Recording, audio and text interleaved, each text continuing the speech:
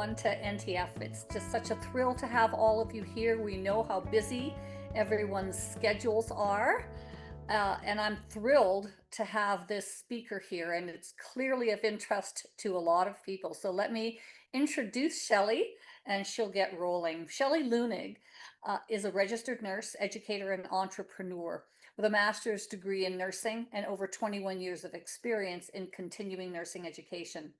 Shelly has become a trusted leader in nursing education and licensure preparation and is the founder of NCLEX Education, a results-driven prep company dedicated to helping both local and internationally educated nurses successfully navigate the Canadian RN licensure process and pass the NCLEX exam for RNs. Shelly is also, more recently, the author of the essential guidebook, How to Become a Nurse in Canada for International Nurses, the essential guide to RN licensure in every province and territory, with proven strategies to save time and money. It's a comprehensive province-by-province roadmap for IENs seeking to work as registered nurses across Canada. Shelly's book and programs provide step-by-step guidance through credentialing, registration, and examination, combining regulatory insight with real-world strategies. Some lucky participants, 10 of you today, will receive a copy of this great resource thanks to Shelly. Shelly has been a registered nurse for 25 years, and for 17 of those, she's taught in Saskatchewan's undergraduate nursing programs, specializing in key subjects such as assessment, pathophysiology, pharmacology, med-surg nursing, emergency, and critical care. Her engaging, adaptable teaching style and clinical insight have helped thousands of aspiring nurses build the knowledge and confidence that they need to pass the NCLEX RN exam. Through her structured NCLEX education programs, which range from self-paced courses to personalized coaching, Shelly's helped hundreds of nurses achieve licensure and begin their careers in Canada, the US, and beyond.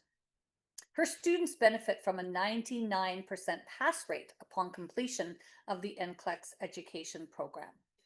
With a deep understanding of the challenges international nurses face and a passion for clinical excellence, Shelly continues to be a trusted voice in global nursing education. We welcome and thank you, Shelly, for sharing your wisdom with all of us. Thank you, Judy, and thanks for having me. I'm really excited to be here today. Hello, everyone. Thank you for the kind introduction. I am very excited to be here to speak to internationally educated nurses and how to transition to Canada. As many of you know, probably if you're here, it can be a really difficult process. But before we get started, I really want to know who you are and why you're here today. So I'm going to launch a little poll here. We'll just put this up on the screen. And I would like to know why you're here, why you're attending this webinar put on by NTF. We're so lucky that we are able to do things like this, and thank you to Judy and her team for supporting Nursing the Future and having, all of these events, free events for everyone. So I want to know kind of who you are. There's a few choices there. You might be an IEN working as an RN in Canada. Perhaps you're an RN working in another country right now. Maybe you're an IEN working in Canada or an IEN in Canada, but not working as an RN. Perhaps you're an RN in Canada just wanting to support the IENs you work with or that you are surrounded around. Or maybe you're a nursing student just interested in this topic. Or perhaps you're a nursing faculty or leader looking at ways that you can support your international students or your international employees that are already working with you. Or maybe you're not sure why you're here. Maybe you're in the wrong webinar, and that's okay too, but maybe you'll stay. So please take a second just to answer the questions or answer the question and put in where you're from, why you're here. I'd also love to hear where you're from, and that can go just into the chat box if you want to put where you're tuning in from. I always love to know. I'm in sunny Saskatoon, Saskatchewan today. We're still getting a little bit of decent weather, so I'm not sure how much longer that's going to last, but we'll enjoy it while it lasts. Oh, people are circling on there too. Okay, awesome. Excellent. Get that creativity. So we have a little bit people from kind of all backgrounds, which is really, really good. That's excellent. And so I've tried to tailor this so that, we are kind of supporting all of these people wherever you are and whatever role right now you're in. I wanted to give a little bit to everyone so that you can learn, what you need to do if you're maybe already an IEN in Canada, maybe you're an IEN not working as an RN yet, kind of the steps you might need to do. Maybe you just want to support your colleagues. And so I have definitely put a little bit of everything in there so that we can tailor this to everyone. Okay. Thank you guys. Oh, I'm not sure. Can we I'm, share it, Shelley? I'm gonna, yes, let's see. I Might be think, interesting are for you everyone. seeing it? I'm not seeing the actual, I didn't get the questionnaire. I'm hoping everyone got the questionnaire. Okay. Can you see it, Kate? No, it didn't pop up for me, unfortunately. Okay. It might be Interesting. because we're co-hosts. Can Maybe. I see some notes maybe in the chat? Did Oh, everybody, yeah. Chat is I think people are disabled. raising their hands. Chat oh, is disabled. Okay. oh, the chat's disabled. Goodness. I'm so sorry. Does that help? Main chat. I guess I have to send it again. And here, I think it should be good now. Excellent. And then Kate, I see like there's a bunch of marks now all over the screen. Are we able to get rid of that? Do you know how to get rid of that with one click on your end? I'm not actually seeing those marks. Okay. So maybe put your, Okay. how's everybody else doing? Are you seeing, I think I just got rid of It's some all of those. clear. Yeah, thanks, Shelly. Okay. Yeah, no problem. Okay, so I think maybe I'll leave the poll open and we can take a look at it later. Or if I end it, maybe people can see it. Maybe I'll end it. Let's see if we can see that. Yeah, share results. There we go. There, can everyone see that? yeah, Excellent. So a little bit of kind of a mix, a really good mix, I think, that hopefully we'll be able to address everything. And of course, I'm always open to questions. So I want this to be for you. That's why you're here. So if you have questions, please feel free to put them in the chat box or even raise your hand. I'm happy to answer them along the way. Sometimes if we leave our questions too long, we forget. So I'm really happy to address them in the moment. So if you do have questions, either in the chat box, and I think Kate is going to manage the chat box and forward them my way if there's questions that come up. But also just raise your hand, and I'm happy to stop and address your question or if you have something to add to it. I would love to hear from you. Thank you, everyone. Excellent. Okay, so the introduction's already been done. I just wanted to add, I guess, a little bit of why I wrote this book. So I have been the owner of NCLEX Education and NCLEX preparation company for several years now. And I work with we as our whole team works with a lot of international nurses. Lots of nurses that are in other countries or maybe in Canada who want to work in Canada. And it's complicated, as many of you know. There's a lot to it. And I looked for some guides, some information to help students, and there wasn't a lot out there. And so I developed a guidebook. It's an electronic book that will help with all sorts of, I think there's 285 links in this book to help IENs and nurses figure out kind of all different websites and guides and books and resources to help them on their journey. And it very much has a lot of kind of structure on what to do. And I think back of, how I have such a passion for IENs. I started my career very early on in the ER. And I was part of a cohort that was in the ER that was one of the first times that international nurses were brought into the ER. And so we had a cohort of nurses from the Philippines come and join us when we were starting in the ER as a group. And they were amazing. and I have had, become great friends with many of them. And I just watched their struggles and was just like astounded by the struggles that they had to go through to be a nurse. And I kept thinking, wow, you really want to be a nurse in Canada? This is unbelievable, the challenges that you're facing. And they had, at that time, they were part of the cohort with the health authority. So I couldn't imagine someone trying to do that on their own and where they would start. So I have a soft spot, and I really want to support IENs as much as I can. And that's part of why, I developed this guidebook, and, we made it at a reasonable price so that people can purchase this book, and hopefully it helps them guide their way to be able to be an RN in Canada. So I'm hoping today what you're going to take away from this is a bigger, I guess, clearer understanding of the biggest challenges that IENs face when coming to Canada. I'm sure if you had to think about some challenges, you would come up with a whole bunch already. And some of you will have different challenges than others. And so I've tried to put together the challenges that I have seen from my experience working with IENs. And I want to go through those challenges. They're very real. They're very much a burden and a barrier to success for many, many IENs. And so I want to talk about them. And I want to provide some practical solutions and strategies to try to overcome some of these. Because it is really confusing, things like licensing, exams, finances, workplace integration.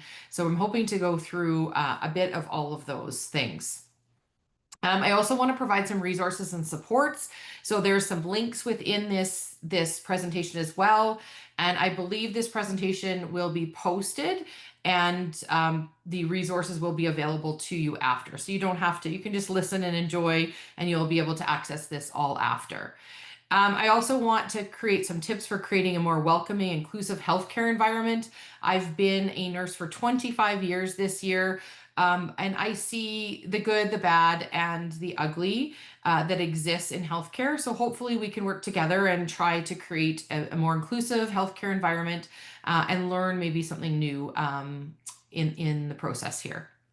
And above all, I'm hoping to inspire some confidence and help IEN succeed. So whether you're an IEN yourself, or you have a colleague, or you're a leader, hoping everybody leaves with a little bit of inspiration and some knowledge that will assist them in their career. Okay, I just want to show a little clip. It's not very long. Hopefully everyone can hear it. Turn up your volume on your device. And I just want to get your thoughts on this. It's just a couple minutes long. This is the kind of hemodialysis work Nika Reyes planned to do when she moved to Winnipeg from the Philippines in 2015. But that's not how it turned out. It was a 2 to 3 years process, and it wasn't, I cannot see the end of the tunnel. Reyes applied to work in Ontario and Manitoba, but she failed the listening portion of her English language assessment by 1 mark. Last fall, that benchmark changed, which meant she would have passed, but by then it was too late. Paid so much, wasted so much of my time. Reyes moved to Tennessee, passed her licensure exam, and is working in her chosen field. I love what I'm doing. It's hard to know how many internationally trained nurses are in Canada struggling to get accredited, unable to work in their fields, or help with the current healthcare crisis. We do know in Ontario in 2020 alone, 12,000 nurses were in that situation. And here's the thing, while they're waiting, provincial governments are investing in recruiting trips to bring even more of them to Canada. Ang Saskatchewan ay nasa... Saskatchewan was there in December. The Filipino community is strong and vibrant. Manitoba has a delegation there this week. Mga kababayan, come to friendly Manitoba. Before he left, the minister said he's looking to renegotiate Manitoba's Memorandum of Understanding with the Philippine government. So that we can ensure the well-being of Manitobans being serviced by these nurses, but also the well-being of those Filipino nurses when they're coming here. Which brings us back to the question of those internationally trained nurses already here who are waiting. I feel the weight of that every day. This is the woman responsible for filling up to 2,000 vacant nursing spots in Manitoba.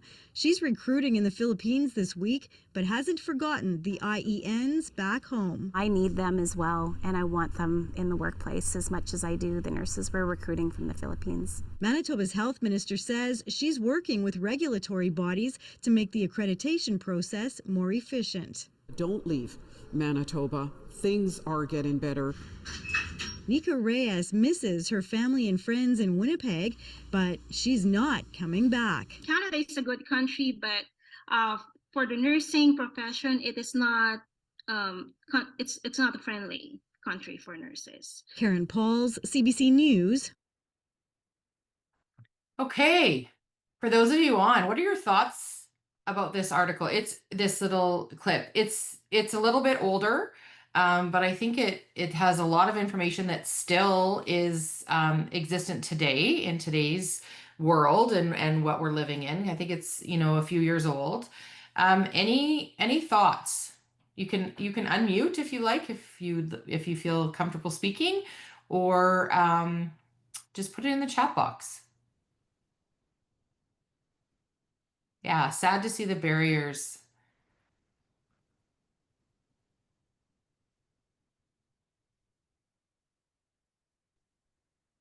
I believe it is actually hard to get the equivalence done because it took me like 4 years and I'm still not done. Yes. Still going through it. I'm sorry to hear that. Yes. So the process that I believe that there's differences between nursing in other countries than in Canada, because in Canada it's more advanced, it's more, there is a whole body, a whole regulation behind you. So like it's more intense and you're more responsible, which I believe it's right to go to school and learn more before you get to take a big responsibility of somebody's life in front of you. Yes. But it takes a long time to get it done, and it's a long process. And sometimes I believe most of us that came from other countries to work here as nurses have the thought of letting go and just go proceed to do another career. Right, which is very sad. Yeah, very sad, because a few takeaways in this is that we are losing nurses that are right here in Canada or another country that, you know, exactly what you said, they end up giving up because it's a long process. We're gonna discuss that. I think there's another couple of take-home messages in there that, you know, it's really sad that all the vacancies that we do have that could be filled. And I liked some of the positive messaging as well. So that was from Manitoba, and I'm not trying to spotlight any province at all during this presentation. There's just different things that will come up with different provinces, but it is nice to hear that we want you as well. So I think that's a positive message. There's vacancies and we want you, but it is really heartbreaking. And I see that in the chat box as well. And I'm hoping I can read all these chats after as well. But it's heartbreaking, and it's heartbreaking to see from all ends. There's some positive changes happening, and I've seen that in the chat box. There's different provinces now that are also changing their registration and licensing process so that it makes it easier for IENs. And this work has begun in quite a few provinces, which is fantastic to hear. And that's one thing that we will talk about as well. So thank you guys for listening to that. And I think it just reinforces why we're here today. It reinforces that there needs to be changes and that we all can kind of try to do our part. So, you know, it is sad that we're not as far as I had hoped to be since this was aired, but hopefully we are making some progress. This is the... Here we go. So I'm going to start with, I kind of wanted to present the challenges that probably many of you, we've already mentioned many of them, and that we are probably all familiar with, but I wanted to break these challenges down and then talk about some of the solutions that I've had the opportunity to work with, you know, thousands of IENs from different countries, also that are in Canada.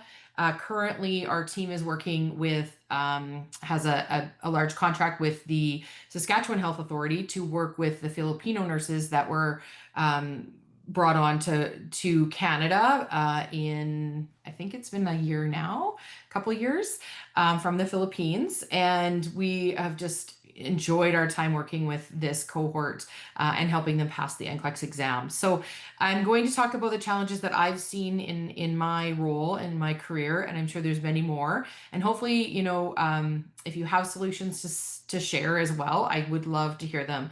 And any resources that you have, perhaps put them in the chat box too. And Kate, we can maybe make a little document of some extra resources as well, because I think there's a lot of leadership on this this webinar today too, which is excellent. I love to hear and share those resources. So I couldn't share all of them, but hopefully we can kind of make a list together. That would be excellent. Okay, so the first challenge that we often find is the language proficiency requirements. And this can be a barrier for many nurses, many IENs. So there's the IELTS or the CELBAN, and it can be a barrier. It also can be really confusing of what is needed. And this, again, we'll talk a little bit about that when we talk about the registration. But what we find is some nurses who are skilled clinically can still struggle with the academic or conversational English or French, depending where they're going in Canada. And it can be really difficult if there's still, you know, you're an IEN and you're still in your home country. Maybe, you know, people in your home don't speak English. You're not practicing that conversational English. So sometimes, you know, you're taking English and you learn English, and we know our conversational English is much different, and it can be really, really difficult to catch on. And English is the hardest language to learn. And you know, I feel for people coming from other countries, it's a really difficult language. And I always try to think about myself, you know, going to another country and being immersed in language, even when I travel. And I can't imagine in healthcare, because it's completely different as well. So it's another kind of layer to that. So one solution, of course, is, you know, taking these courses. So there's many programs.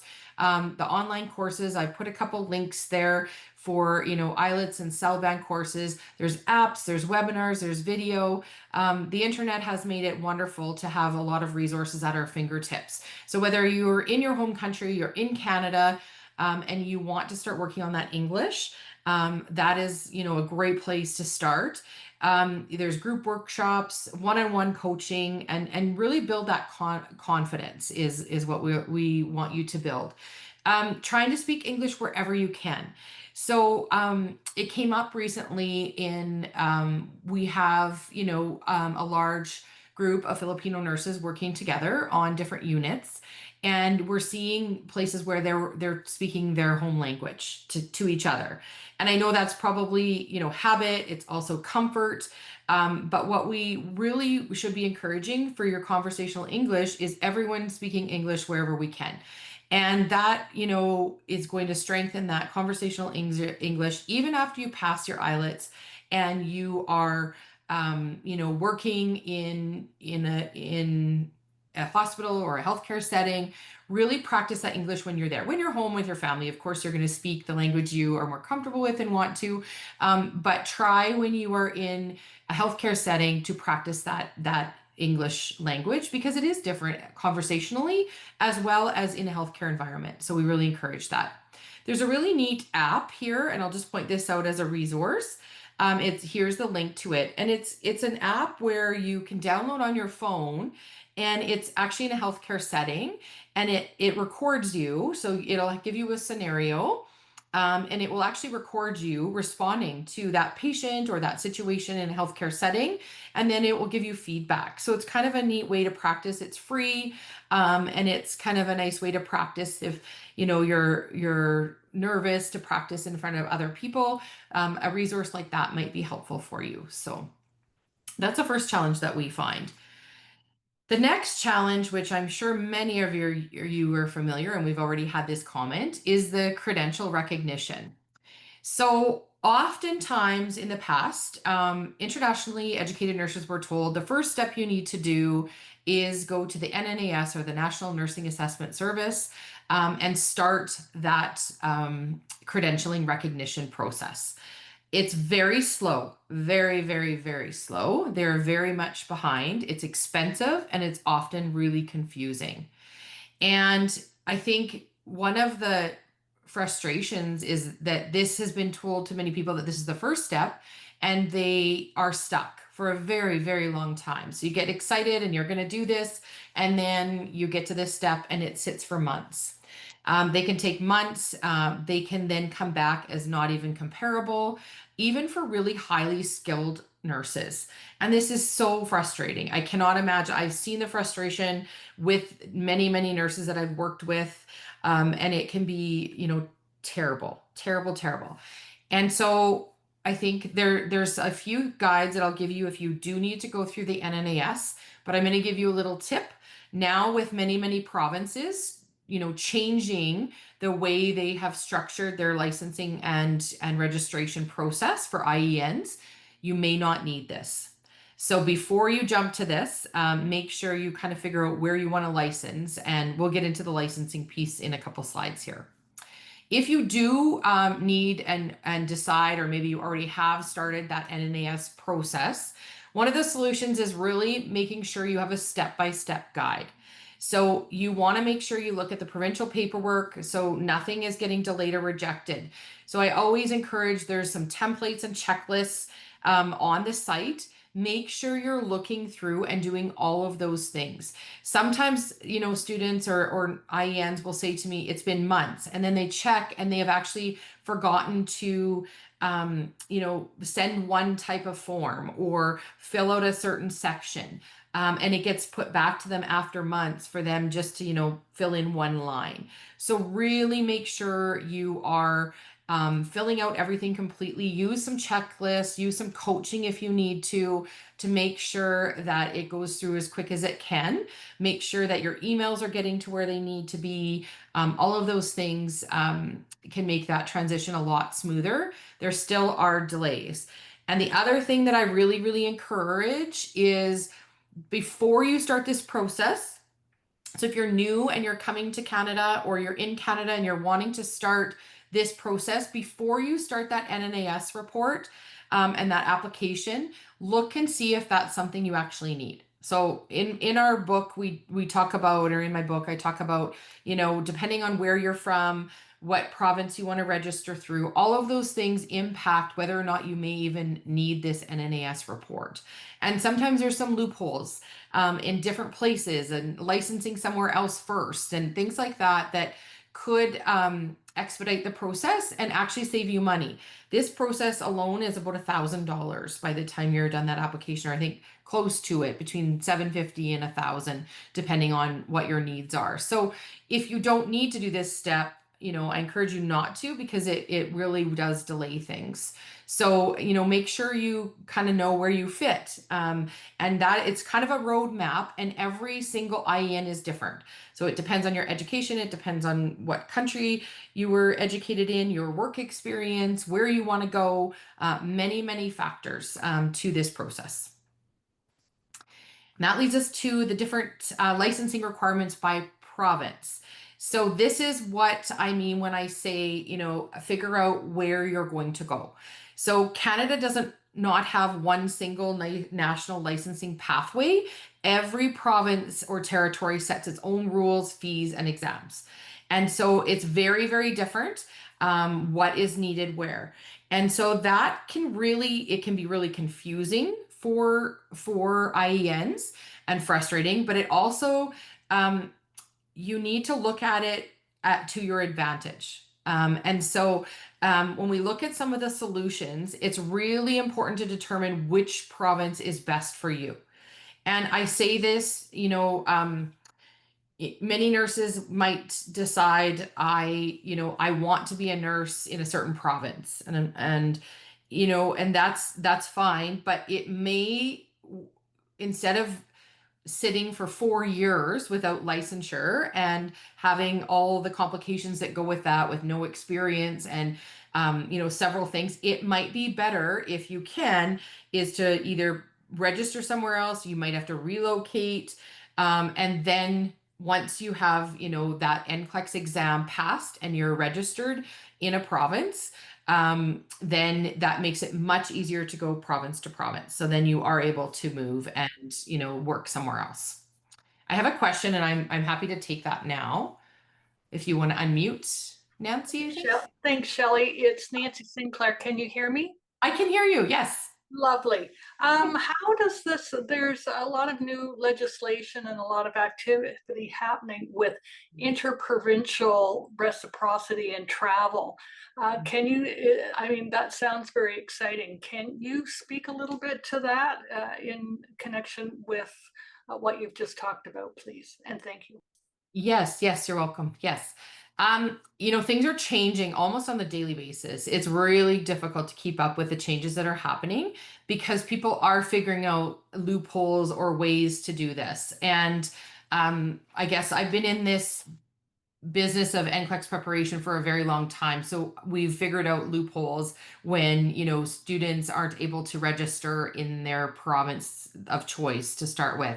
And so it's everywhere is a bit different. And so looking at, some and provinces are trying to work together, but this is a pretty new process where every province prior in the past had needed that NNAS report and they needed certain things. And now there's new pathways in different provinces to expedite nurses, which is fantastic, but some provinces don't have that. And the way it's worked traditionally in Canada is if you are licensed, let's say in Alberta, and practicing as a nurse or licensed in Alberta, it's very easy to then get a license in Saskatchewan. And so, or, Ontario and throughout the provinces, we have been quite, lenient and it's the same in the US, is if you hold a license in a state, it's very easy to go to another state. It's getting that initial licensure that can be tricky. And so now we're finding that nurses are looking at these pathways of licensing in different provinces, and then getting that license and then coming to another province. And so they are still working through, I think, depending on the province, some of those issues. So I don't know if I can fully answer your question, Nancy, and every situation is a little bit different, but they're looking at that because, if they are able to get through a pathway one way and then can go over to another province, how do we kind of monitor that? Or is that okay? And so they're looking at that, and some of the provinces are still trying to change their pathways to make them more similar, I guess, to other provinces, and some provinces aren't there yet. So we see a couple. I've put a couple of Alberta and Ontario are quite advanced. BC as well. I think Nova Scotia. There's a couple of maritime provinces that are starting to really have those pathways become clearer and clearer. And there's other provinces that are not changing their pathways yet. So I can't totally answer that, but I think it's like that's where it's such an individual kind of choice for the IEN to figure out what province is best for you. So some of these pathways we'll talk about where you're from. So they want to look at your home country, how you were educated, do you have a degree? That's sort of that minimum standard now is the degree, where it used to be they could have a diploma coming from a home country. And then where are you actually going to work? So that those pathways, some of the pathways have allowed different countries to expedite those process. So if you are from, for example, India, in Alberta, you have, you perhaps won't need to do certain things. So it's very different depending on a lot of factors. And so I think it's really, really important that the IEN looks at, what do I need in each province? What do I have? And map that process to determine what might be the best province. And you may need to register in an alternate province. Initially to get experience, or maybe just register and then go to where you need to be or want to be. So yeah, it is kind of a complicated, and I think that's part of one of the barriers is that it is so complicated. Making sure you're doing things in the correct order is really, really important as well. So making sure if there is a step-by-step process or pathway that you are following that in order, and that you are making sure you're doing everything in that guide or that step-by-step process. I think there's a question from Lauren. Go ahead if you can hear me. Yeah, I can. Thanks. I just wanted to comment in terms of the registering in one province to then move to another, is that just to be wary of in what supports might be available to you as an IEN when you're registered, because we've had experience. I work in BC, and we've had experience with nurses who were registered in Alberta and then came to BC, but they are not recognized as an IEN because they're already registered. Yes. So they don't always then qualify for the same supports that would be in place to help make sure that and the experience required and stuff to make sure that their practice is Right. where it's required to be. Great point. Yes, yes. So because they're coming in on a different pathway, they're not considered an IEN anymore, right? And so, yes, good point. And that is looking at kind of different resources and all sorts of kind of supports that each province has as well. And that is an important, and we're going to get to that. Actually, that's one of the slides is talking about the supports and resources. So thank you for bringing that up, Lauren. Really good point. Judy. Well, I just wanted to follow up, Lauren. Maybe I missed this. Did you identify where they should communicate to someone when they move to a different province? Would it be their regulatory body? Is that kind of... I'm not sure what the process would be. I would assume it would be with the regulatory body, but I think because they're registered, then they can just register for another province and it's not looked into, like they haven't actually practiced in the other province. They Right. just were registered in one and then moved to BC and began their practice here, but then we were considering them an IEN in terms of as the employer, but they didn't really qualify for the same supports and oversight that they needed. And in some cases it works out just fine, but in others it really doesn't. And then that can cause major problems for them. So just to make sure that it'll be in your slide, I'm sure, looking for the supports that people need and that you will qualify for them.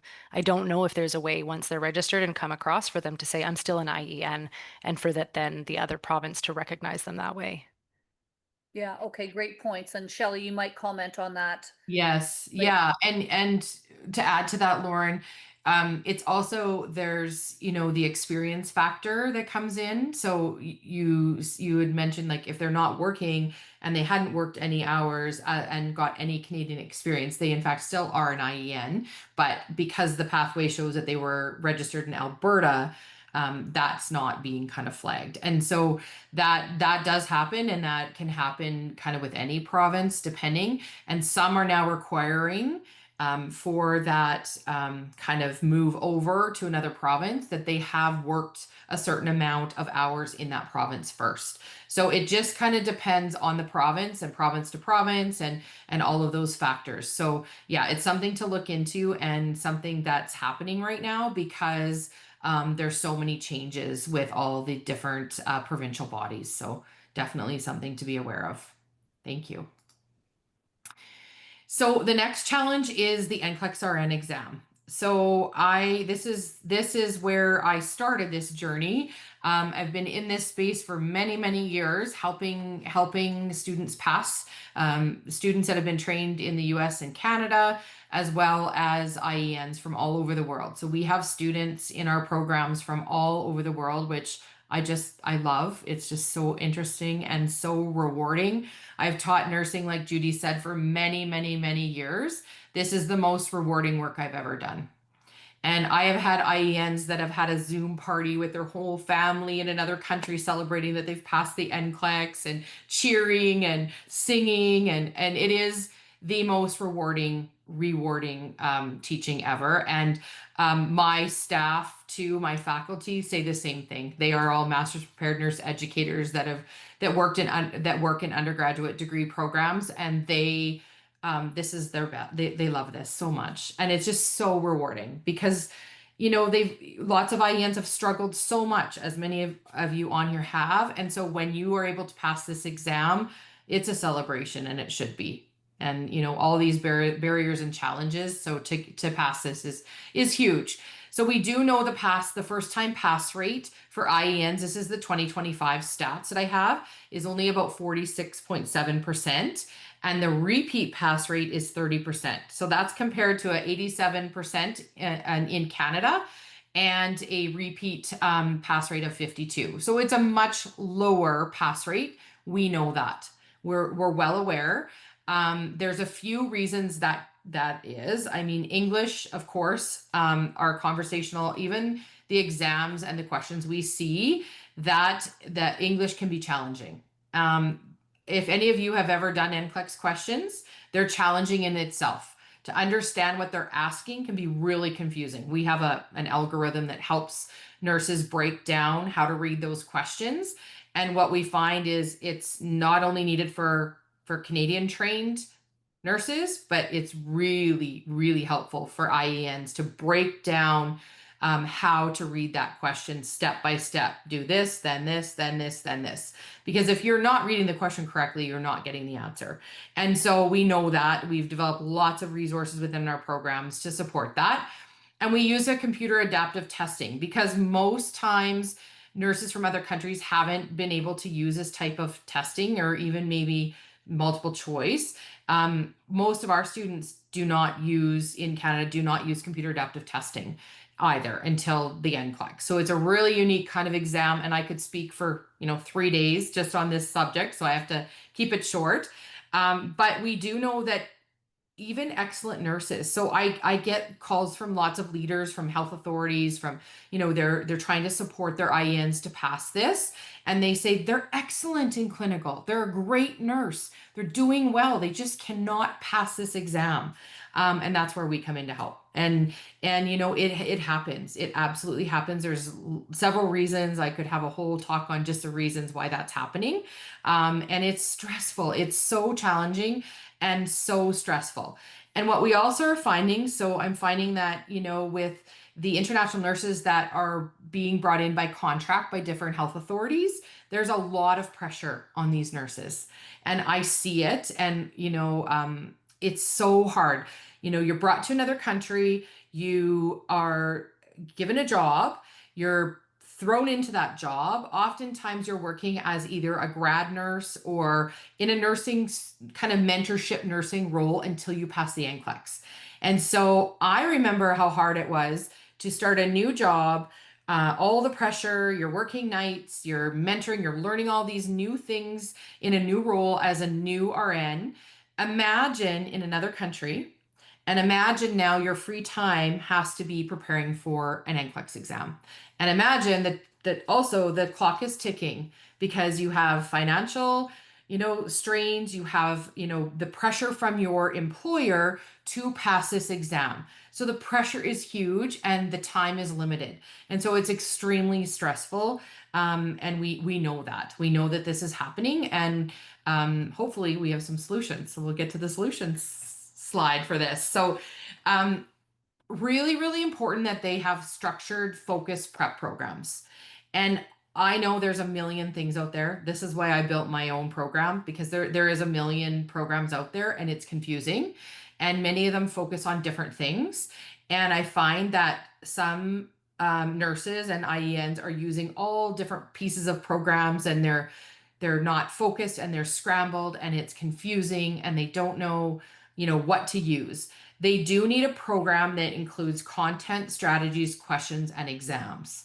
And ideally it's in one program like ours, but whether they're using other programs, they need something that covers all of those things. They need the study guides, they need the checklists, they need those exam strategies from a Canadian perspective. So sometimes we see IENs that are taking programs in other countries, but again, with conversational English, health and English in the healthcare setting, if you can take that from a Canadian provider where you want to work, I think it's usually a stronger program. You need something that is going to have computer adaptive questioning. So these questions, computer adaptive means depending on how you answer, depends on the question you get next. And so that is how the NCLEX works. And that is the best type of question to do because it shows people and nurses and IENs and students where those gaps and weaknesses become very apparent soon. If you're doing these types of questions where it's right directed to you, rather than just big banks of questions. There has to be some strategy and some preparation and a guide to follow so that students aren't kind of all over the place because it becomes really, really, really overwhelming. And one thing we really try to work on in our program too is that test day confidence. So we want you to have confidence that you know you are going to get in that room and you are going to pass. And we like to work with IENs from the very beginning because we don't want your confidence being shattered each time you're writing the NCLEX. Because we know that pass rate isn't as great as we'd like it to be. So ongoing support from a coach is ideal. If you can find a program like that, I've got our website there. There's also the NCLEX.com is a website, of course, that talks about the NCLEX and how that works. So just so that students can familiarize themselves with how the NCLEX actually works. Okay, next challenge is immigration delays and confusion. I like to be the first to admit I am not an expert on immigration, and I probably can't answer any questions regarding immigration. But what I do know is that this can be a definite delay and very confusing for many IENs that are trying to do this on their own and come to Canada, or maybe are already in Canada. There's lots of delays, visas drag on, work permits, and lots of IENs aren't starting their licensing and NCLEX process until their immigration is sorted. This is where one of the solutions is to try to align this. And so students often will call me, or IENs will call and say, what do I start first? What do I do first? You need your NCLEX to practice. So if you get that while you're in your home country and you're delayed, it's for immigration or work visa or a temporary visa or whatever that immigration piece is, it is great to get this stuff done if you can. So I know it's a lot of paperwork and it's really complicated and there's a lot of things happening all at once. But if you can try to do some of it simultaneously, it hopefully will avoid some of those delays. There's also different pathways. And so there is, all sorts of pathways to be able to come into Canada, and they change all the time as well. So really, I put the Canadian immigration site here, but look into those resources, look into the pathways, kind of do your research to try to figure out what might be the best path for you initially. And again, it's going to be different for every single IEN, depending on where you're coming from and where you're going to work. And there's some provincial things as well. So look into kind of those resources, trying to align that immigration with your licensing and NCLEX. Okay, financial strains. And I know many of you probably are experiencing these IENs. There's NNAS fees, NCLEX exam fees, bridging programs, language tests, application fees, immigration, plus the loss of income while you're waiting to practice. So you are not practicing, maybe you're already in Canada, you have all these fees and you're not able to practice as an RN. So we know there's a lot of financial strain. One of the solutions, or a few of the solutions, is to try to plan ahead and determine those costs. And so kind of doing that process, in stages and planning that out. Also, there's a couple of programs that are excellent at helping IENs. So there's the PASS program, which is the Pre-Arrival Supports and Services Program for nurses. And I've done a little bit of work with them as well. So there's a program there that helps IENs before they arrive in Canada. So looking at different things that you can do and some pathways and job readiness. So that's an excellent support. And there's one in Ontario called CARE, so Center for Internationally Educated Nurses as well. So sometimes there's bursaries, there's bridging program support, different kinds of financial assistance that they might have. These change all the time as well. So it just kind of, depends on what's available at the time. So make sure you're kind of looking into that as well. And also there's the Foreign Credential Recognition Program through the Government of Canada, and they sometimes cover some costs as well. So there's a few links there for you to use. If you're already in Canada, look at, and in a province, look at some of the provincial supports that might be available to you, as well as the local nursing associations and unions. So even though maybe you're working in healthcare, but you're not working as an RN in healthcare, maybe you're as a care aide, there, should be some kind of bursary maybe for you, or could be, not should be, but maybe could be. So, there's lots of kind of support. Maybe it just is doing that research and trying to figure out. So hopefully some of these websites and links can help you to some of those resources. I see there's quite a few questions in there. Is there anything, Judy, that I should answer now, or are that you guys monitoring that? Is there something I could? Yeah, I'm looking through all of the chats, and Sure. I'm just asking if I can anonymously post a few things. Oh, sure. Just experiences that people are having. Excellent. Okay. And I do want to read all the chat after, so. Sure. Yeah, we'll copy it. Thank you. Okay. Next challenge is the underemployment or working below skill level. And we all know this is happening in many, many roles throughout Canada. So while waiting, and especially in healthcare, while waiting for your licensure, many nurses are taking jobs as personal support workers or care aides, healthcare aides of some sort, all sorts of different roles, maybe in the healthcare setting. And may even working in other careers. And we just heard, from an IEN already that saying, I felt like quitting and changing careers altogether. And, it just makes my heart break when I hear this, that, they are, frustrated, they lose their identity, the financial stress of it all, deciding that's, I can't do this, I don't want to be a nurse anymore because it's just taking so long, or, I'm not able to work at my capacity. And I always try to put myself in these situations. If I went to the Philippines to work as an RN and I'm waiting for my license and I'm working as a care aide, that can be, you do lose your identity. My identity is I'm a registered nurse, and the financial stress, all of those things. So it's heartbreaking and it's hard to see. And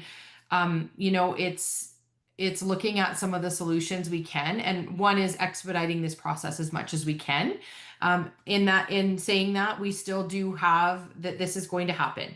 And so I think if you are having to do this, trying to bridge roles while you're waiting as best you can, try to pick jobs like a personal support worker, an LPN, or a clinical assistant that you are in that setting. So I know that it's going to be hard on probably yourself and your identity and all of those things, but try to pull what you can from it, the positives. So you're in a healthcare setting.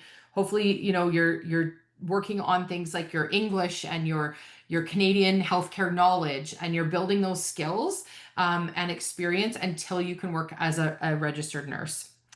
Now, I see many health authorities bringing contract nurses and IEN nurses in, and they're working as like a mentored kind of RN or graduate temporary role. Every province calls it something different, a grad nurse or a temp nurse or whatever your province calls it. But basically, you're working in a registered nurse capacity. You might have a little limited scope in some areas, but you have to be mentored by another registered nurse.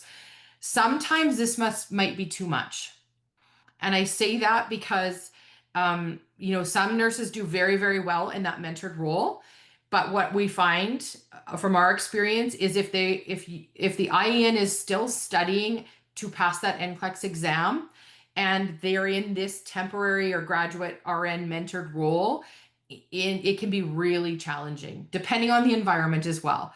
So we've seen nurses that are an IEN, they come over, they are here in Canada, they are working as in the ER, which we know our ERs across Canada are a disaster, in a mentored role, and trying to fulfill that role, but then they're also having to have the pressure of studying for this exam, for the NCLEX exam on top of it, and pass that. And that's a lot of pressure.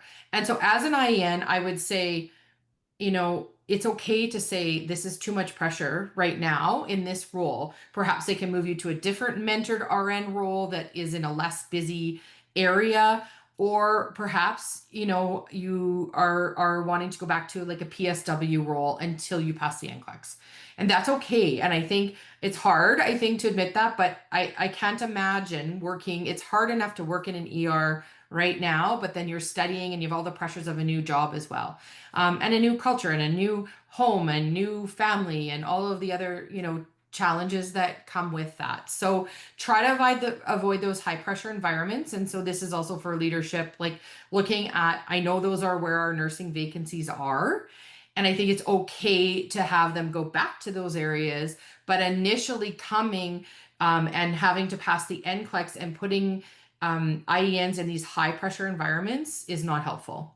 I think it really hinders that time and preparation for NCLEX, and then it just becomes really overwhelming, and we're seeing a lot of that. So unfortunately, that's where the jobs are, is in lots of these really high pressure environments, but perhaps looking at a pathway where they can go somewhere that's not as busy, not as high pressured, and then maybe go back to that and to fill that void or that vacancy in the jobs.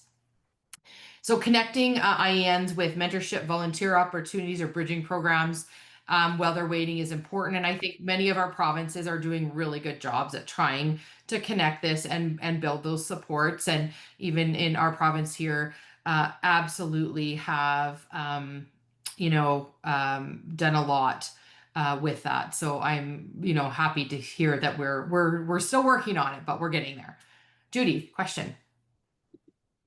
Well, I don't have a question, but rather just want to let everybody know that we're reaching noon. We're going to continue to have this incredible information coming from Shelly.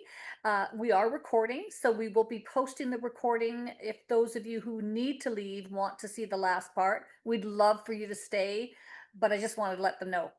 Thank you. Yes, I know I could talk for days, so this is always the challenge, is to keep me on track here, but we're getting there. Oh, no worries. Thank you, Judy. Excellent. Okay. Here we go. Oops. Okay, so the next challenge is the cultural differences in healthcare practice. And we see this. So this is, now the nurse has, you are an IEN, now you're practicing in Canada, in our healthcare system. And some of the things we do are very, very different from different countries. And we know that. And I think it's okay to talk about that and look at some solutions that, might help everyone. And so some of the big ones that we see, and we like to poll our students, and I like to kind of ask, our IENs, what are some things that are hard for you now that you're working? What are some challenges? And these are a few that keep coming up, is that patient-centered care and kind of that interprofessional teamwork. So very different than many IENs home country. And I'm generally speaking as well. It's going to be different for every nurse from different countries, but generally speaking, this is what we're seeing. They also feel that documentation is really a heavy practice here, and more in the US even, and that it's very different. And that's also a very big challenge because, speaking English, but then writing English and documenting it can be a real challenge. And then informed consent is an issue that keeps getting brought up, as well as just learning how to be independent in the practice. And so very different than some of countries where there's still a real big hierarchy of the doctor. You kind of do what the doctor tells you. Very much we have more of a flattened hierarchy, not everywhere, but more of a flattened hierarchy in our healthcare system. And so it can be really challenging to change and shift that mindset and be able to be confident enough to speak up to a physician to say, I think we need to do this, or have we thought about this? That can be very, very challenging. And so those are some of the challenges that we see.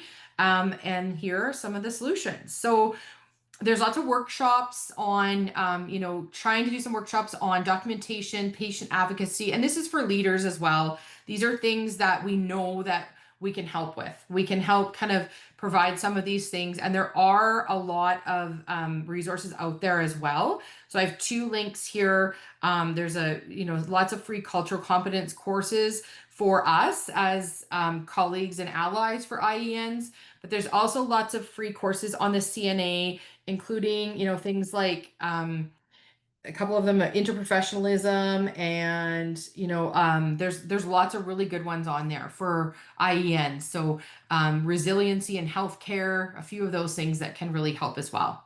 So as colleagues and leaders, we want to create that safe space, and I don't think we're there yet. I think we're trying, and I think the resources are helping.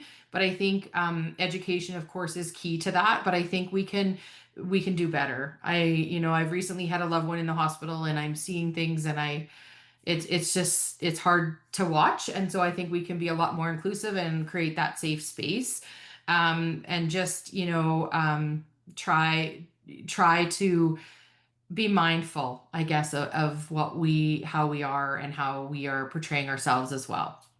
And give ourselves grace, and give others grace, because this is a challenging time in healthcare for everyone. And I think it's, can be really difficult. So in general, and I think giving everybody a bit of grace, acknowledge their knowledge. And I think that, we are not doing enough of that. We are not acknowledging that IENs that we're practicing with have this knowledge. They have the knowledge. They are an RN in their country. And I think I have it on another slide, but IENs, you need to claim your space. You're here. We want you here, and you need to own that. And I want to see more confidence in that, because you have every right to be here, and we want you here. And so I think that that is the headspace that hopefully everyone can get into and share with each other. Invite them to share practices. Like, let's learn from each other and really support this. So hopefully some of this training will provide some confidence and empowerment for IENs. And then also for us, we need to educate ourselves and learn more so that we can be a better support. Another challenge is the isolation, lack of support systems, and discrimination, which I've sort of hit on a little bit. But I can imagine, many IENs are leaving their families behind. We are trying, if you're coming as a cohort, you probably have more supports versus if you're coming alone trying to do this. So, but the emotional stress and loneliness and feeling like an outsider in the workplace, I cannot imagine. I can't put myself in your position because I'm not. I can only, try to support that. And some IENs currently in our province have been put into very remote and rural areas that would be challenging for anyone. And so really, really challenging environments, and definitely discrimination still out there. And so really learning how to educate ourselves and speaking up. If you see this, it's important as an ally and a colleague to speak up in that moment, and hopefully we can stop some of this from happening. For IENs, we want to try to build those support networks, the mentorship programs, and I think they're happening, especially, like I said, for cohorts that are coming in together. That's fantastic because they have each other and they're building these support things. But I think it's important to also invite Canadian trained nurses to join these groups as allies. So not just having the group for an IEN, let's be grouped together to look at all sorts of things from different ways. Learn your rights to advocate for yourself. So I can't stress this enough for IENs. You're here and you have many, many rights, whether that's your unions, your nursing associations, your local agencies. Learn how to empower and what your rights are, because I know there are some areas and some IENs that have not been treated well, and it's really important to stand up. And that can be very difficult. I can't imagine the difficulty of that, but I'm hoping, this maybe gives you a little bit of empowerment and sense of belonging, that you do belong here. So it's really important to stand up for yourself. As colleagues, we know that encouragement equals retention. So we want to advocate and empower and educate as much as we can. We want that retention, right? We're all aging. We have a broken healthcare system, and we're all needed. And so how do we do this so that everyone is included and safe, and we can provide the best healthcare that we can?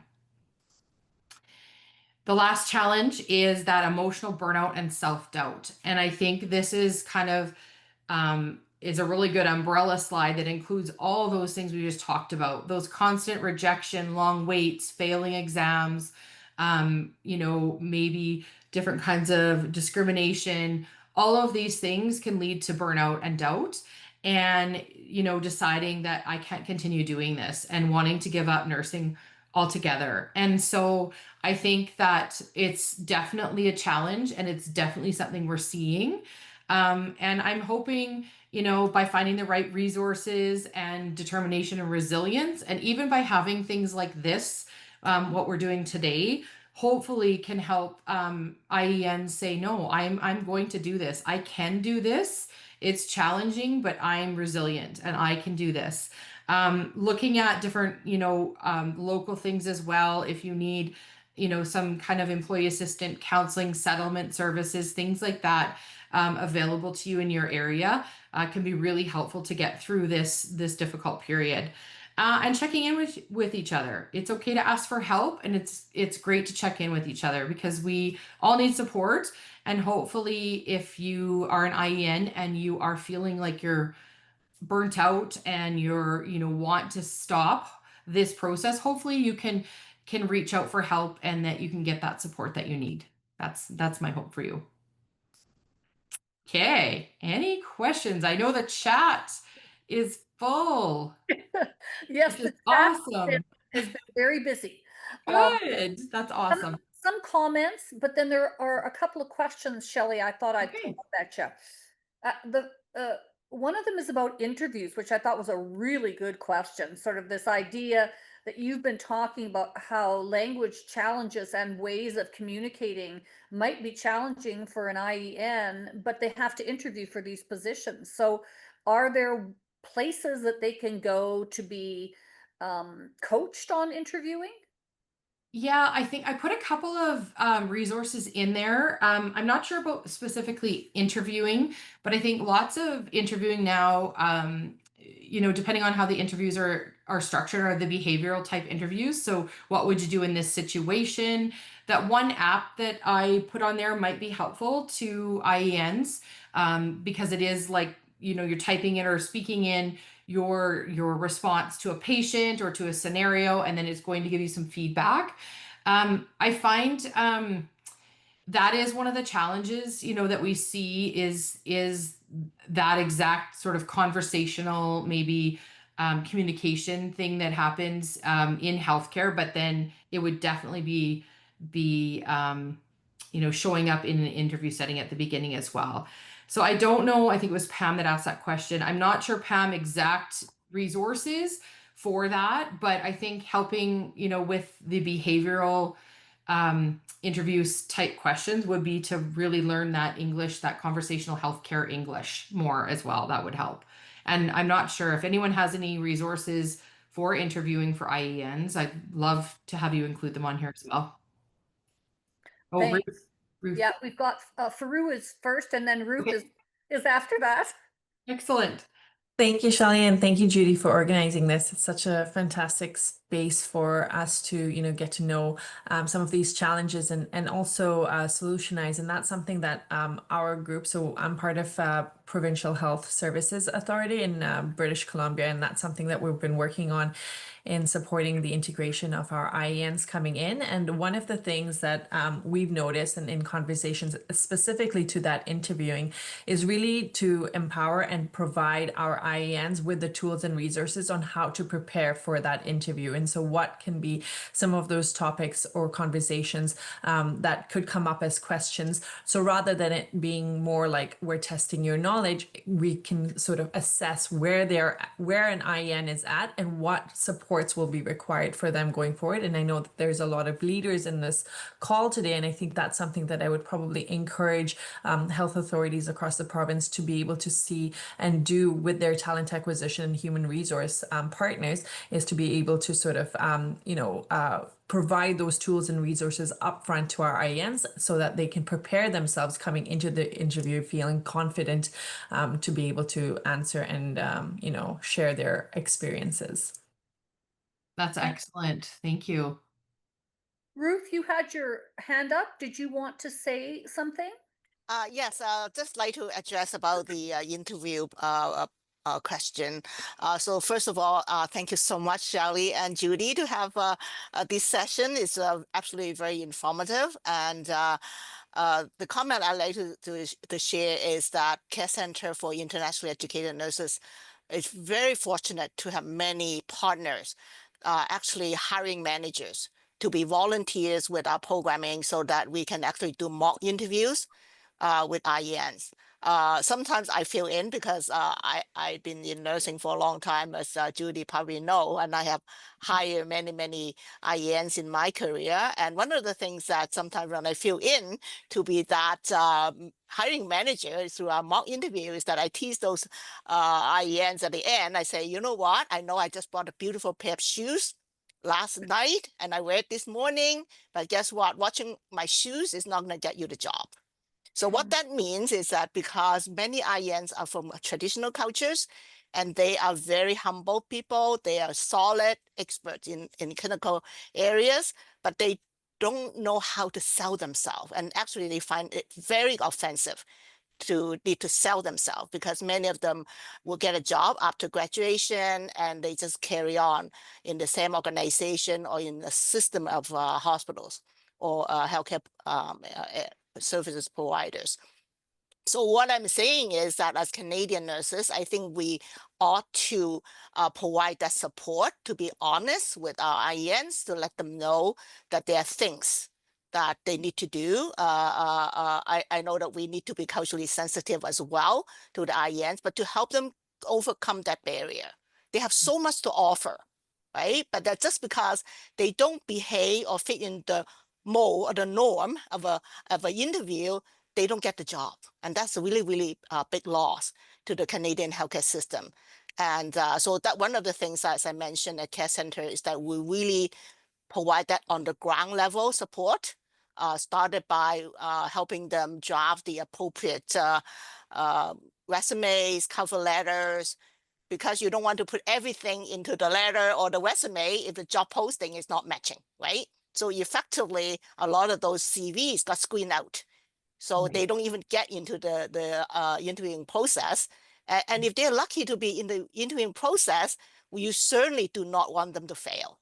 So I think that the interview is very key. And I look forward to working with colleagues in this call to support IENs in collaboration with the Care Center. I'm so excited as of April 1 this year, we're able to provide pan-Canadian services. So we have case managers across the country now. I know that Judy know that we are pretty strong in Ontario, but now we have pan-Canadian post-arrival services in addition to our pre-arrival services, which is global, of course, right? We serve over 170 countries around the world. And we have many wonderful partners. I see that Pat Bradley is on the call, and I call her my mentor, actually. She's such a leader, and we work very closely with her and many academias and also other IEN supporters to make sure that the IEN we're so fortunate to have as Canadian will absolutely integrate into our healthcare system and excel.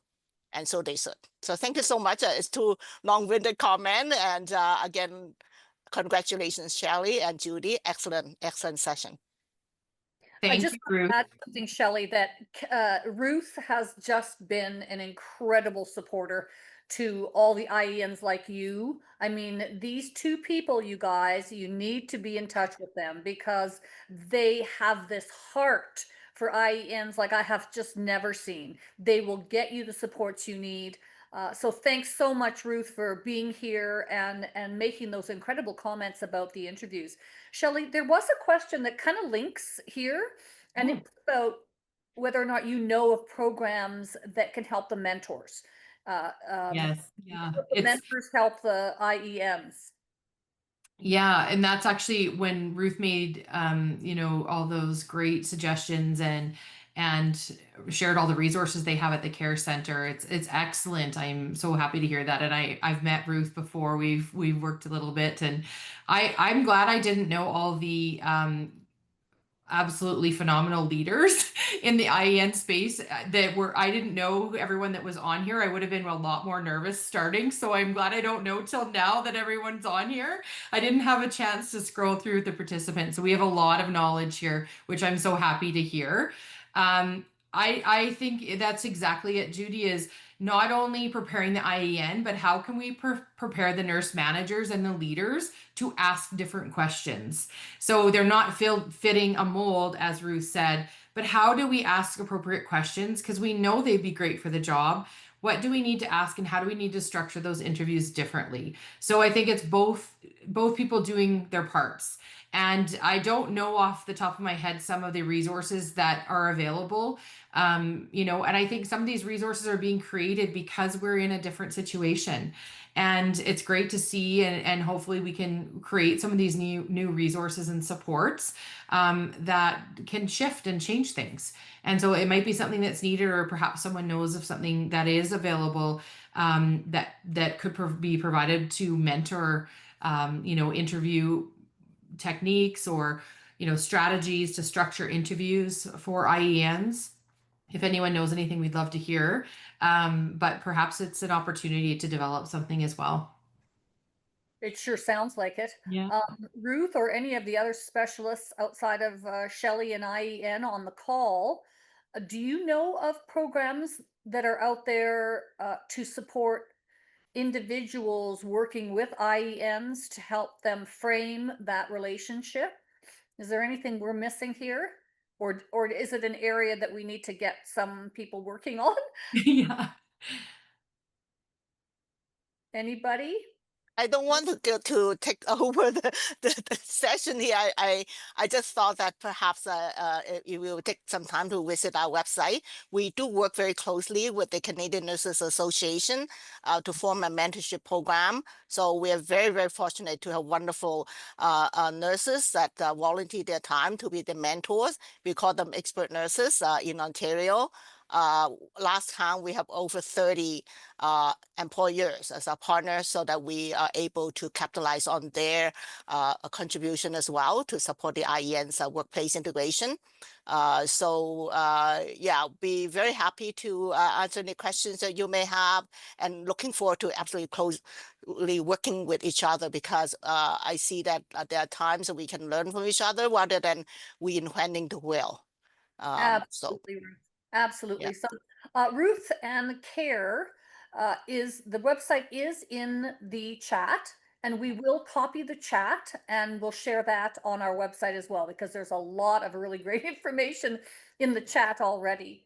It's all also in the website or in my slides as well. Yes. Thank you so much for that, Shelly. Yeah, I see welcome. that one of my colleagues, Bessie, is have her camera on. We have actually an information session tomorrow at 1 p.m. Eastern Time, Ontario time. So Bessie already put the link on the chat. So anyone interested, please sign up. 100% free of charge. No worries there. Happy to share. And as I said, if there's anything we can be of help, we're here to do so. We're very fortunate to be able to do the work with the funding from both IRCC, the federal government, as well as the Ontario government. So thank you so much. Well, thanks so much, Ruth, for having that session tomorrow. And what a great follow-up, Shelly. Yes, it's excellent timing. That's awesome. Thank you. Well, we're closing down, so I want to give Shelly a final word, and then I just have some things that I wanted to say.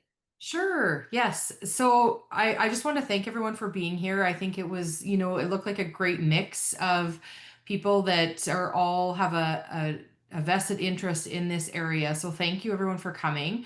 If you have questions after the fact, please feel free to email me. If I can't answer them, we can definitely pass them on, hopefully to someone that can. I do have some, for those of you looking for NCLEX assistance as well, on my site, there's some NCLEX program information. There's also some free resources, so pass those along, share those. Also, if you don't win a book today and you would like one, they are also available on Amazon or on my website. So either one, you can find it. If you Google the exact name on Amazon, you should be able to find it, or it is on my website as well. And yeah, thank you again for being here. I think this is great to open this conversation and hopefully can be part of more of this. Like Judy said, this is near and dear to my heart. The most rewarding, experiences I've had in my nursing career, and I hope to hopefully continue to make a difference. So thank you so much for having me, Judy. Oh, we are so blessed to have you, Shelly and Ruth and Care and all the other resources that are out there. Yeah, you're getting a lot of claps from a lot of people. Thank you. Just before everyone leaves, I just want to recognize the lands from which we present here at Nursing the Future. And we encourage you as internationally educated nurses to find out what your land is and what the acknowledgement is for that land. That's just part of that integration experience. And you can go to CCNE, or the Canadian Indigenous Nurses Association. I've got that link here. It will also be included in the recording that's uploaded. And we encourage you to go to them and start a communication and ask them what the territorial acknowledgement is for your particular region.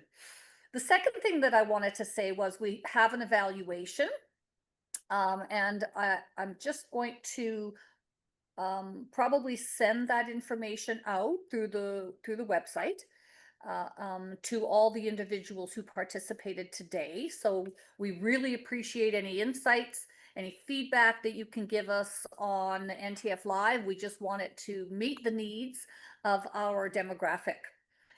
We will be putting this NTF recording up along with a copy of the PDF copy of the slides, so you will have all the links that you need. And excited about that session tomorrow with Care. Hope some of you can connect through the chat with that website and talk with Ruth about all the resources that she also has available. So Kate, we have 10 individuals, I believe, that have been identified, and we will be communicating, will we not, Kate?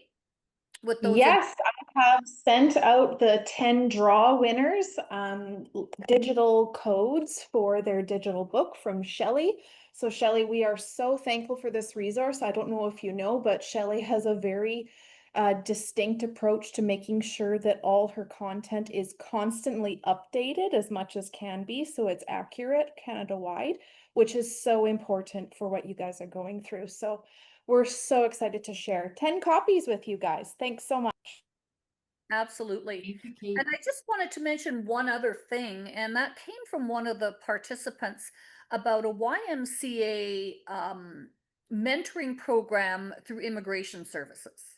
And so I think it was in Nova Scotia, but she has that available in her area. So I'm wondering also, the YMCA might be an option for people in their particular regions. So something that they could reach out to. I can't guarantee that they'll have it, but if they have it in one province, you'd think they'd have it in a few. Yeah. Well, I want to say thanks again, Shelly. You're such a dynamic individual, and you've worked so hard in this area. I have had the privilege and the pleasure of working with Ruth and her organization, and I'm telling you that there are the supports out there. It's a matter of kind of mobilizing everyone to the best of our ability, and you guys are a big part of that. So thank you so much for everything that you have shared with us today. Grateful, very grateful, and hoping that everyone will join us at the next NTF Live. If you have not already done so, go to the NTF website and subscribe, where we will then update you on all the upcoming NTF Lives and any other content that we have, which we believe to be pretty rich. So participate alongside us, and we'll see you next time.